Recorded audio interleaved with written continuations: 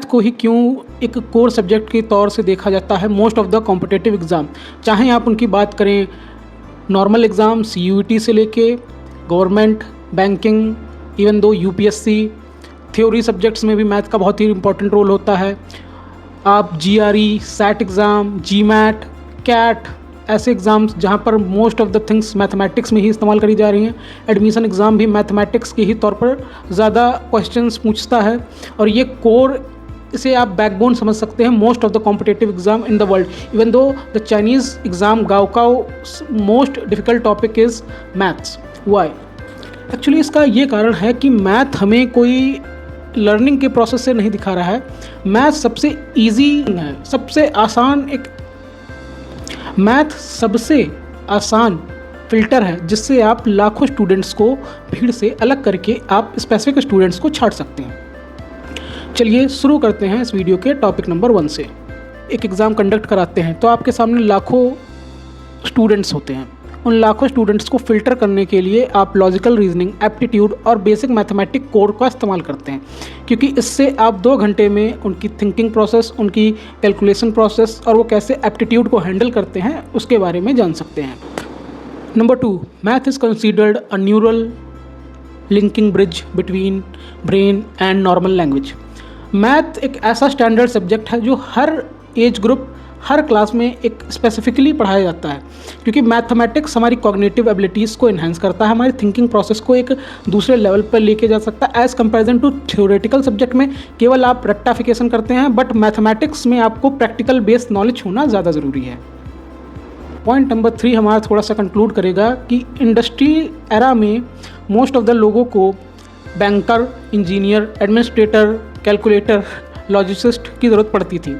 इन सारी चीज़ों को हैंडल करने के लिए एक अच्छा मैथमेटिशियन होना ज़रूरी था और ये जितने भी कॉम्पिटिटिव एग्ज़ाम हैं ये उसी दौर में बनाए गए हैं।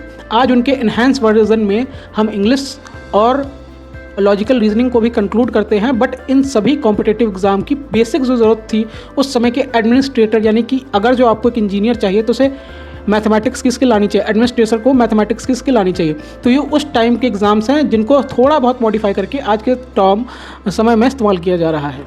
आज का समय मॉडर्न एरा है जहाँ पर AI, software, engineering, digital tool का ज़्यादा इस्तेमाल होता है और इन सब की बेसिक इकाई को हम मैथमेटिक्स मान सकते हैं, क्योंकि मैथमेटिक्स ही वो सब्जेक्ट है जो आप चाहे कोडिंग करें, फिजिक्स पढ़ें, केमिस्ट्री, मैथ, बायोलॉजी, कोई भी सब्जेक्ट हो, आपको बेसिक मैथमेटिक्स आनी चाहिए। और इन सारी फील्ड्स में सक्सेसफुल होने के लिए एक अंदाज़ा लगाया जाता है कि हम मैथ को कंक्लूड करेंगे ताकि वो बंदा फर्दर ऐसे टॉपिक्स को आसानी से समझ सके, क्योंकि जिन सब्जेक्ट्स में प्रैक्टिकलिटी की ज़रूरत ज़्यादा होती है उन सब्जेक्ट्स में मैथ का होना। कॉम्पिटिटिव एग्ज़ाम ये हमारी नॉलेज का टेस्ट बिल्कुल नहीं कर रहे हैं, उसके लिए यूनिवर्सिटी एग्ज़ाम है।